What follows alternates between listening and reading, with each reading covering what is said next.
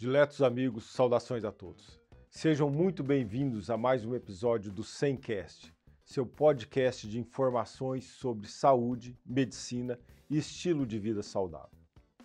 Hoje vamos explorar como a realidade virtual e aumentada estão transformando o mundo das cirurgias neurológicas e o treinamento médico. Vamos discutir inovação, precisão e o impacto direto dessas tecnologias no cuidado à saúde. Estão conosco nesse episódio grandes especialistas. A doutora Alessandra, cirurgiã plástica e fundadora do SEM, o doutor Gabriel, neurocirurgião, e a doutora Isabela, psicóloga do SEM. Vamos juntos?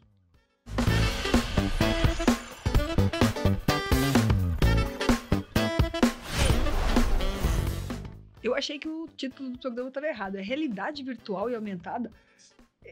É realidade virtual mesmo, Anderson? Sim, exatamente sobre isso que vamos falar hoje. Sobre realidade virtual e realidade aumentada.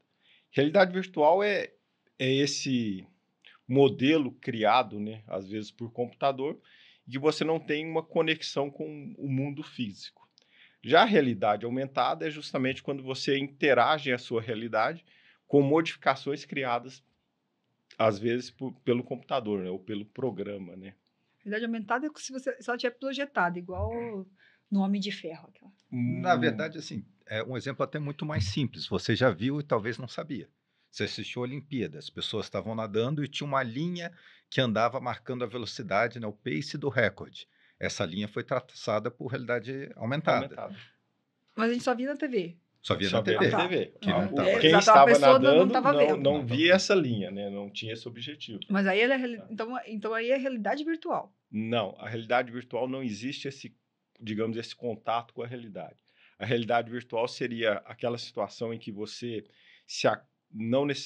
você pode usar vários sentidos, né? Pode utilizar esse sentido de audição e visão principalmente para você entrar nesse mundo criado de forma digital. Essa realidade virtual, o mais comum seria o joguinho de videogame que você vê o menino aí se machucando, dando soco aí no ar. Ele está interagindo com alguma coisa, com algum programa. Isso seria a realidade virtual, tá? E a realidade aumentada seria essa interação. Quando você, sei lá, no exemplo de uma cirurgia, você vai ver o coração ou o cérebro projetado sobre o Dá um paciente. exemplo muito prático. Por exemplo, em cirurgia de aneurisma, a gente usa a injeção de contraste de fluorescência e você olhando no microscópio, ele reconstrói depois esse vaso onde você está vendo. Então, você está vendo o cérebro, você está vendo o vaso, e na mesma imagem você vê o corante se desenhando o vaso, entendeu? Mas se você olhar no campo, não tá. Olho Não tá. Não tá. Nossa, então já tem. Já tem. Então não é novo. Mas a tecnologia não é recente, ela é antiga. Ela só é aprimorada recentemente. Tá? Desde até o cinema 3D, né? Daqueles mais antigos, seria uma tentativa disso daí. Mas isso é muito antiga, de década de 70. Né? Uma realidade virtual, imagina, por exemplo, você está na sua casa, você bota um óculos para você assistir um show. Você não está no show, você não tem contato da sua sala com a sua casa, né? Outro exemplo também de realidade aumentada, a gente vê muito isso, principalmente transmissões ao vivo, né, evento esportivo, de projetar propaganda. Então, nos campos de futebol, você vai Colinos, sei lá, propaganda de alguma coisa, mas não tem aquela placa no campo de futebol. É colocado depois. Não, é colocado ao vivo. Essa que é a questão. Quem está assistindo ao vivo está vendo pela TV, está vendo, lógico. Uhum. Quem está no campo não está vendo, mas quem está vendo pela TV está. Sim. Assim como na cirurgia é ao vivo isso, né? Você passa a primeira vez o corante e tudo, ele depois até dá um replay para você ver, mas tem uma imagem que depois fica ao vivo. O desenho do vaso que foi mostrado junto, sobreposto ao que você está vendo no microscópio. Se você fizer novas aquisições, você pode mudar aquela imagem. Sim. Tá? Nossa, é muito louco. Eu tava esperando que era igual o filme, que a gente ainda ia chegar. Não, já foi. Não é. E assim, estamos aqui justamente para discutir essas tecnologias e a aplicação dela na saúde, né? Seja na medicina, na psicologia, tá?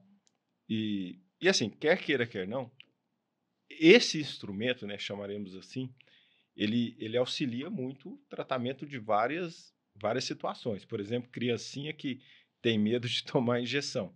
Ou seja, alguns laboratórios colocam ele imerso num ambiente virtual, falam, olha, agora você vai levar um foguinho aqui, tá? Pronto, tomou a vacina. Isso, a abelhinha vem É, vindo. então, a abelhinha vem, mais ou menos isso, Sim, sim. entendeu? Talvez isso torne essa experiência que para o doente é ruim de tomar uma vacina, né? A experiência da picada, obviamente, uma experiência que para ele é menos dolorosa, né? E gere menos memória de dor para ele, né? Isso acontece mesmo. Você acha que dá para confundir o cérebro tanto a ponto de criar uma memória diferente? Ai, não dói. Ele não tem medo de injeção porque ele nem sabe que é injeção. Tem medo de abelha agora, né? Agora eu não posso mais ver grande abelha. chance. Agora, nunca mais me entrou no jardim. Mas ela é claro que sim, assim, a nossa relação com dor, por exemplo, é um negócio completamente Que é aprendizado, hipnose, né? por exemplo, é um negócio que já se fala muito, estuda muito, tem muita evidência disso. É tão estranho, né? Tem uma experiência que é muito clássica, né? Que eles pegam uma pessoa, colocam um papelão e colocam a mão da pessoa do lado de lá do papelão. E do lado de cá eles colocam uma prótese de borracha, né? E o cara vai falando assim, olha, tô passando a pena. Ele passa a pena no braço real, né? E o cara, tô sentindo. Aí, em um determinado momento, ele começa a estimular o braço de borracha lá. E o cara fala, não, eu tô sentindo. Aí, de repente, ele pega um martelo e dá uma martelada. E o cara grita de dor.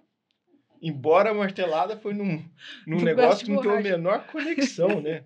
Para tratamento de membro fantasma, Sim, né? Usa-se muito essa ideia, que é simplesmente o virtual do espelho, né? Que a gente aprende na física, o virtual vem daí também, né?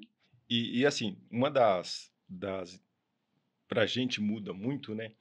O sentido de realidade virtual é justamente, por exemplo, essa tecnologia há 80 anos atrás, ela não existia, nem existia televisão direito. Mas agora, assim, para hoje, você recriar um ambiente virtual, por exemplo, de uma cirurgia que você vai fazer, determinando possibilidades de resultados, é um negócio muito confortável. Por exemplo, igual o Gabriel falou em cirurgia de aneurisma. Você reconstrói um ambiente virtual de aneurisma, talvez você saiba até com quais clipes você vai usar para tratar esse doente. Tá? Ter a projeção num tumor, sem a necessidade de sistemas de navegação, por reconhecimento dessa imagem já incorporada. Sim, não, as possibilidades são múltiplas, né? Ainda mais quando se incorpora camadas diferentes de tecnologias, Sim. né? Que nem uma vez eu vi um modelo que integrava não só a questão, vamos dizer, neuronavegação, mas junto com tratografia, que quando você fazia a projeção, ele só não mostrava o caminho que você estava indo, mas quais tratos principais você estaria passando, e você poderia minimizar, né? Não, vamos dizer, tô babando, Gabriel. Só para esclarecer, tratos são os feixes nervosos específicos então, a cirurgia, de trajetos. Tá, a cirurgia de tumor. Sim. Normalmente no tumor. Tá, e aí você com a realidade você viu o tumor e viu os caminhos dos nervos. Isso, por exemplo. Isentos de tumores, né? Sem os tumores. Em que você poderia tirar o tumor sem machucar. Para ver qual a melhor via de chegar até lá, né? Nesse sentido, imagina, estava aqui a projeção, você colocava o instrumento e ele mostrava, se você vir por aqui, você vai passar pelo trato piramidal, que é onde vai deixar uma lesão sequela-motora, tá? Se você ver por aqui, você vai pegar... Então ele ia te dando os lugares de visão que você poderia ver. Não só, vamos dizer assim, eles vão mostrando tudo que eu passaria pelo caminho. Que isso, vamos dizer, hoje em dia, a neuronavegação, ele consegue te mostrar o caminho que você passa. Por exemplo, o fascículo arqueado é um fascículo muito difícil de você conseguir planejar isso numa neuronavegação. Mas nesse sistema, você poderia evitar, e isso está associado com distúrbios de linguagem de associação. Mas, por exemplo, mesmo você, e você já o faz, em cirurgias ortognáticas, em que você corta de forma virtual aquele osso, projeta e fala, olha, vai ficar assim, assim fica bom, assim fica ruim. Isso é realidade virtual. Isso é realidade virtual. quando eu fiz meus experimentos, gente, eu peguei fiz o modelo e falei, vou levar para o centro cirúrgico, que aí eu não preciso esterilizar, né? Eu vou projetar o modelo dos cortes no modelo. O Anderson chega, eu estou na cozinha, em cima de um prato. Aí ele, o que você está fazendo? Eu falei, não, estou projetando um modelo. Ele falou assim, por que você não usa o crânio? Porque assim, o crânio era mais ou menos o que eu queria. Eu queria projetar para ver onde é que eu ia cortar no crânio. Boa ideia, né? Eu fui lá para a sala pegar o crânio. Só que a ideia, por exemplo, quando você obtém essa imagem, você tem a imagem que a gente tivesse ser um lugar branco, né? Os pontos de contato serão muito maiores. Um outro exemplo, se não me engano, de realidade aumentada, e aí o Anderson está com mais experiência que isso do que eu e vai falar melhor, é quando vai caçar Pokémon também, né? Sim. Também. Mas só para deixar claro, porque eu tenho ido ultimamente fazer essas atividades ao domingo aí, compulsoriamente. Mas no jogo tem isso, né? Você vê a imagem e o Pokémon, né, em realidade aumentada, né? Você vê a rua e vê um boneco lá, né? Coisa. E você olha assim. Ainda tem que jogar Depois deixa o seu usuário para te adicionar, para você poder trocar uns Pokémons. Não, coisa do Pokémon tem bolas diferentes. Eu acho que é tudo. Você compra. Tem que acertar as bolas. Não, é porque assim, dependendo do Pokémon, você tem ainda que vai usar jogar, um negócio uma bola mais rígida. Uma bola virtual mais rígida para capturar aquele Pokémon. Teve até interessante, foi eu e o Luke, né? Fomos caçar esses Pokémons aí e ia ter tipo assim um negócio que se junta um punhado de pessoas em frente a esse local arena, onde vai aparecer esse que é meio raro, que é um negócio assim, né? Só apareceu eu e o Luke. Falei, olha, realmente não tá dando muito ibope. Mas teve uma época que foi uma febre disso, faz alguns anos. Eu lembro de passar na Paulista e ter, assim, aglomerados de pessoas. Com o celular na mão. Na verdade, isso só mostra que, assim, se você vê que se aplica isso para um jogo, imagina o que de aplicabilidade não se tem para algo, digamos assim, mais útil, né? Não que o jogo não seja inútil, né? Você sabe que eu ia pedir para filosofar em cima disso um pouco, né? Porque a gente tem aí gerações no mundo, né, que tem níveis de imersões diferentes na tecnologia, né? As crianças agora já nascem, o dedinho já faz isso aqui, assim, são para totalmente passar, digitais, né? E a gente é de geração que a gente foi vendo muita coisa nascer, né? E aí eu acho que a gente caminha aí com um pouquinho desse preconceito de, assim, a primeira sensação quando vê uma coisa dessa, fala, pronto, vai dar ruim isso aí, né? Seja porque, sei lá, vai ameaçar meu trabalho, né? Se o computador vê a artéria melhor do que eu, né? O que eu tô fazendo aqui? Mas eu acho que essas coisas, sendo criadas pelo homem, né, elas estão aqui a favor da gente também, né? E como que vocês mesmos estão citando exemplos aí, tirando o Pokémon, né? Mas estão dando exemplos de usos tão nobres e de um auxílio, de passar uma segurança na cirurgia, né? Não, e é um bom ponto que você falou, justamente, que assim, como o Anderson faz...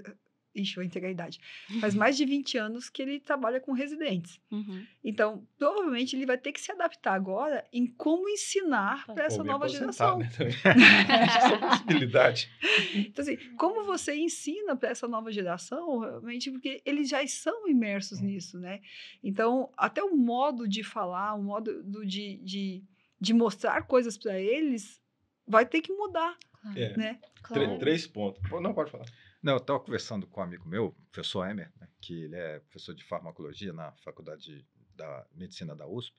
Ele estava contando só um episódio assim que ele achou muito curioso, né? Como é que a diferença de tecnologia, assim, a relação da geração mais nova com tecnologia, né? Ele chegou na frente da sala de aula e fez uma pergunta, né? O que vocês acham que é? Aí, no que ele terminou de perguntar, a reação de todo mundo foi abaixar e digitar no celular a pergunta dele. Falou, não, gente, não é para vocês perguntarem para o Google, né? Para a gente discutir aqui isso, né? Bom, 3 pontos aqui, né? Com relação ao medo de emprego, na verdade, é estimado que para cada nova tecnologia surjam 3 empregos diferentes, ou 4. Então, para cada uma pessoa que perder o emprego, vai surgir novas Sim, oportunidades. isso não é ameaçador Então, se você se inteirar se do interar com assunto, isso daí. né? O segundo ponto, por exemplo, meu irmão, ele já esteve aqui, ele não dá aula, ele não usa, ele prefere dar aula em quadro e escrevendo, justamente para ter essa interação. Porque eu lembro que uma vez o Dr. Godoy, ele dava aula, né, na faculdade e ia falar assim, acabava a aula, os meninos iam pedir, me passa o pendrive para eu colar a aula inteira. Sabe, Disso, né, falando também um pouco de tecnologia, assim, de como entre aspas, ameaças da tecnologia, né, eu lembro de 2 exemplos muito interessantes, né, e até um deles eu vi no livro do Kasparov, né, sobre sobre inteligência artificial, que estava falando que Nova York, na época que só se tinha assessorista de elevador, as pessoas não pegavam o elevador sozinho, teve uma greve de assessoristas porque eles tinham certeza que as pessoas não iam usar o elevador sozinho, porque as pessoas tinham medo na época de usar o elevador sozinho. Isso a gente está falando coisa de quase 100 anos atrás. Hoje em dia já é o contrário, né? Você vê um assessorista, você acha até estranho, né? O que ele está fazendo ali? Né?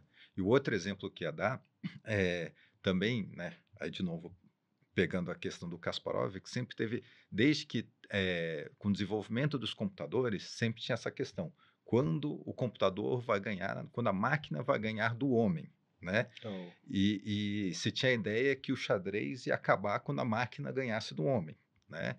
E quem quiser ler o livro dele, o depoimento dele é sensacional, porque tem muitos detalhes por aí, mas chegou um ponto que teve o famoso match Kasparov-Deep Blue, que na verdade, até vamos ser justos, era uma revanche. Deep Blue é o computador. Exatamente, da IBM.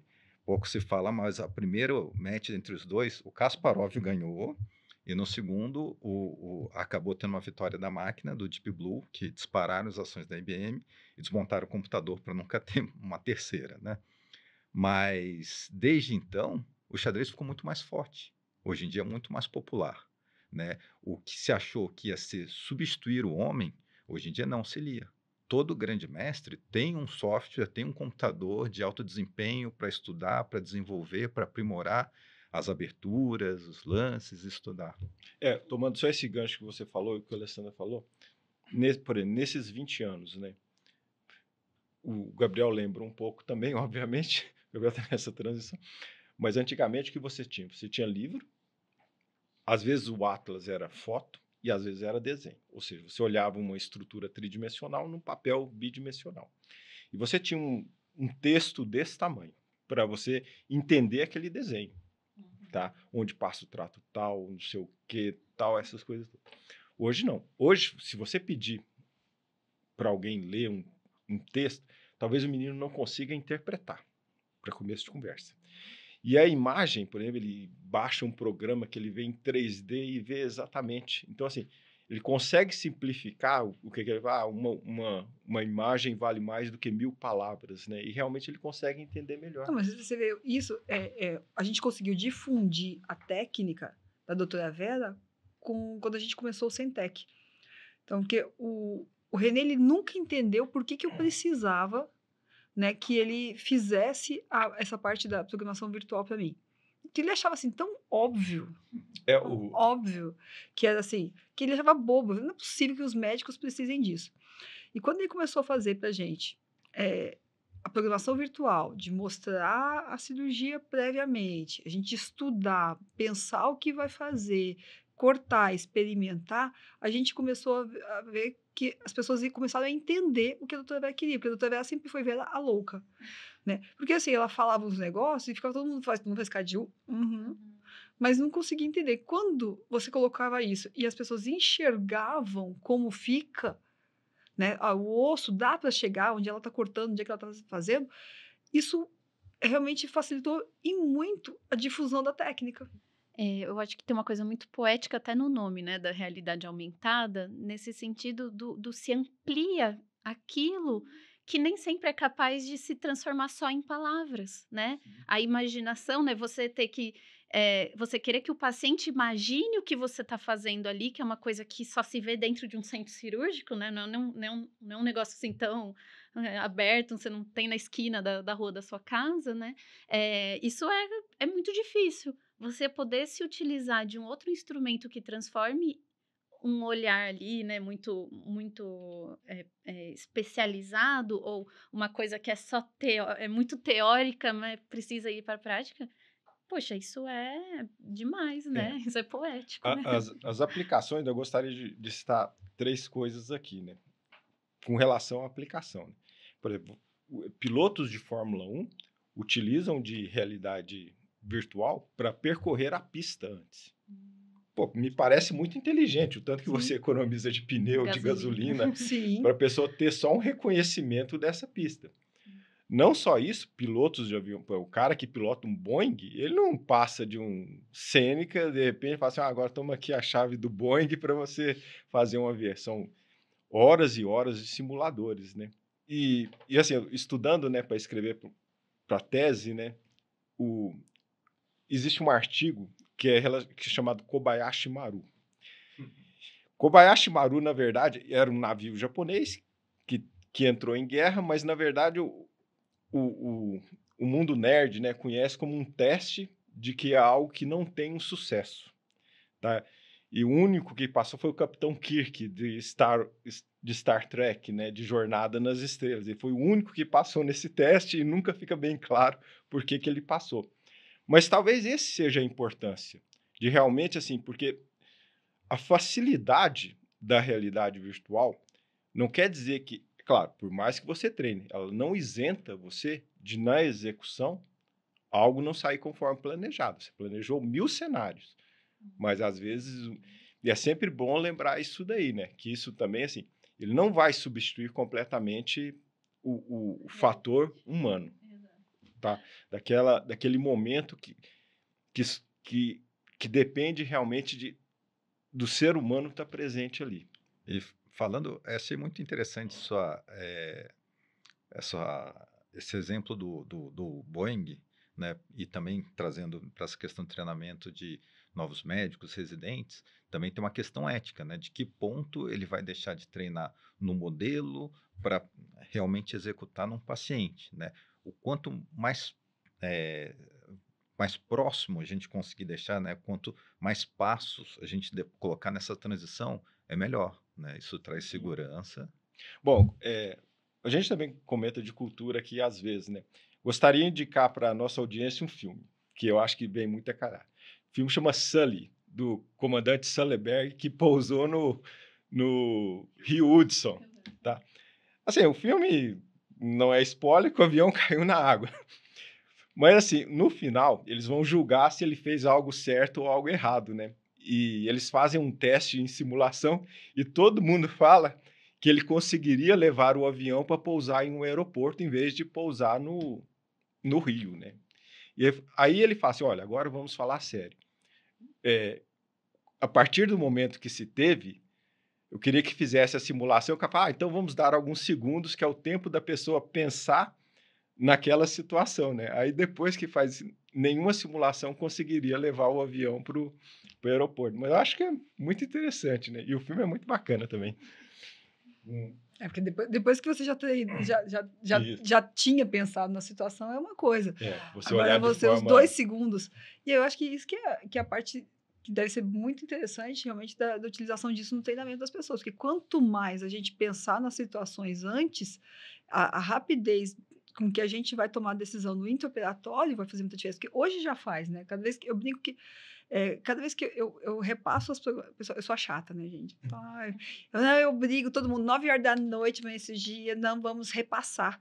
Então, cada vez que eu repasso os passos, que todo mundo sabe o que vai fazer, o que vai ser feito, o que a gente vai fazer, é muito mais rápido, a gente não...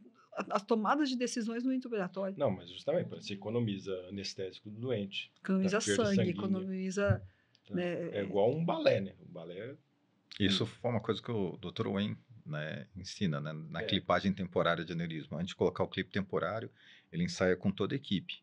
Olha, eu vou botar o clipe, aí eu vou querer essa pinça, você que vai me passar, você vai ficar desse outro lado, e aí esse outro instrumento, e aí a pinça para retirar, tá bom? Se precisar, repassa mais 2, 3 vezes. Então, uma clipagem temporária, que é quando a gente fecha a artéria, o paciente vai ficar em isquemia, ou seja, sem sangue numa região do cérebro, uma coisa que demoraria às vezes 5, 7 minutos, você pode encurtar para 2, 3 com esses ensaios. Assim. Pensando que isso é um AVC, é um derrame Isso. Sim, temporário que sim, você que sim. provocou. E tem a Então, ver com quanto isso mais do... rápido. Uhum. Tem a ver com isso do ensaio, né? Como ensaio é importante. A vida, às vezes, a gente não tem possibilidade de fazer muitos ensaios, né? E aí você ter isso à sua disposição, né? Um ponto em questão aqui que eu acho que precisa mais palestra, né? Por exemplo, a realidade virtual, igual esses filtros de imagem que a pessoa simula que tem um lábio maior, um olho com menos ruga, alguma coisa assim. Na verdade, os próprios filtros do Instagram é um exemplo de Sim, realidade sim. aumentada. Sim, Trazendo. mas no sentido, por exemplo, da pessoa não fazer isso. Você vai operar a face, vai levantar umas rugas aí, vai ficar assim. Pode ser que a expectativa não sei o tanto que vale a pena. Olha, você pode ficar assim ou não pode ficar assim. Isso aí vai dar coisa para um outro podcast, Sim. porque hoje, né, só isso já é interessante, porque quando a pessoa me mostra a foto assim, mas olha só, eu era assim e eu não fiquei assim. Eu falei, olha, você nunca foi assim, cara. Você, não, tem um filtro aqui. Eu falei, então, se tinha um filtro, você já não era assim, né?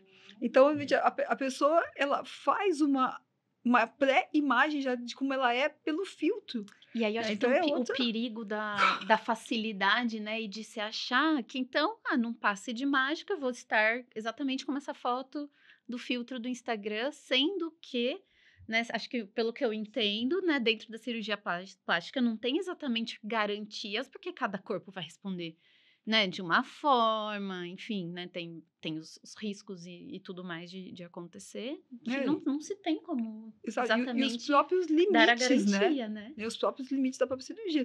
Eu quero ficar assim. Então não vai dar.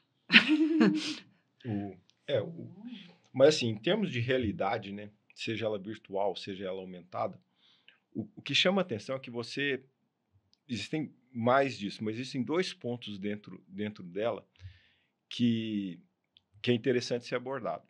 Tem um ponto que você programa o computador para gerar aquela simulação, para fazer esse modelo. E o computador, dentro dos dados que você fornece para ele, ele vai gerar essa simulação. Mas tem uma simulação em que ele permite com que uma pessoa externa, um humano, mude parte dessa simulação. Tá? Então, essa realidade que existe um nome para isso, quando é só pelo computador, tal, in silico, né?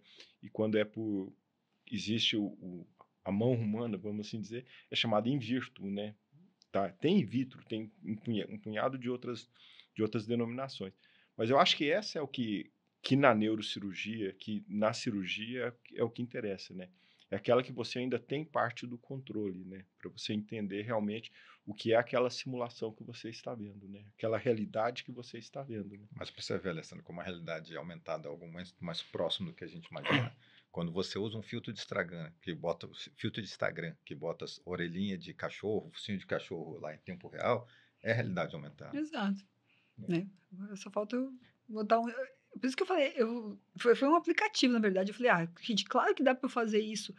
Né? Porque assim, se eu consigo botar as orelhinhas de cachorro, por que eu não consigo colocar um corte no osso, né? Então, eu falei, a gente vai se desenvolvendo justamente nisso. O que nós não temos ainda é que, assim, quando se trata só de osso, o número, né, de variáveis para esse resultado é menor. Em tese, você consegue mobilizar o osso. É claro, você não consegue ver o tanto de edema que vai ter, retração que vai ter, necrose se vai ter. Isso você não consegue ver. Mas em termos de situações dinâmicas, né, na craniosinostose, a gente não sabe, resistência têncil de dura mater, tá? A gente não sabe a pressão intracraniana, o tanto que ela influencia ou não. Então, assim, o número de fatores é muito grande, né, para a gente ter um resultado determinístico nessa... É caótico, né? Não que caótico seja aleatório. Lembrando que a aleatoriedade é uma coisa, ser caótico é outra. Mas para a gente é muito complexo, né? E aí que eu acho que tem a questão de sempre ter uma figura humana junto, né? Eu ia fazer um parênteses muito rápido com a questão ali, por exemplo, das telas com as crianças, né? E aí que se tem uma série de estudos, né? Do quanto faz mal, ou tem até estudos que falam que o que se desenvolve também positivamente nas crianças e tal. E todas as preconizações de quanto tempo que se deve ficar, o que é o saudável, o que não é, mas lembrando que existe a realidade da vida de cada um também, né? Infelizmente, a gente lida com realidades de mães, de crianças, que às vezes é aquilo que para a mãe conseguir, a mãe solo, para ela conseguir lavar a roupa, fazer a janta, ela vai deixar a criança um pouco a mais ali na televisão, para que ela dê uma qualidade de vida. E essa criança não vai ser menos ou mais desenvolvida que aquilo, né? Ou mesmo a gente, por exemplo, poder utilizar do recurso da televisão para ensinar alguma coisa para a criança e aquilo vai auxiliar, né? Ontem mesmo o nosso filho quis comer bananas loucamente porque ele viu no desenhinho o macaquinho comendo banana. Então foi ótimo, ele se alimentou, né? Dormiu com a barriguinha cheia, né? E a gente pensando, bom, que outro momento, né? Se não só quando eu levar ele no zoológico para ele ver o macaquinho comendo banana, né? Então tem a gente pensar, né, no uso humano daquilo, sem deixar que seja uma coisa desenfreada, né? Que eu acho que é isso. Você falou de humano, por exemplo, no começo, né? Quando começou a automatização de metrôs no mundo inteiro, em São Paulo também, eles mantinham, e ainda mantêm, eu acho que no metrô de São Paulo, uma pessoa lá na frente do metrô. Não que ela faça alguma coisa, mas porque esse humano gera confiança que se acontecer algo, ele vai estar ali cuidando de nós. Tá cuidando, mais ou menos isso. Vai puxar o Pai Nosso. Mais ou menos. Bom, eu acho que abordamos bem o tema, né? Eu acho que, claro, sempre isso é um tema muito extenso para se tratar em um podcast, mas eu acho que os pontos são esses mesmo, tá? Agradeço a todos aqui pela presença, meu muito obrigado a vocês, e para nossa audiência também, o meu muito obrigado. E até o nosso próximo episódio.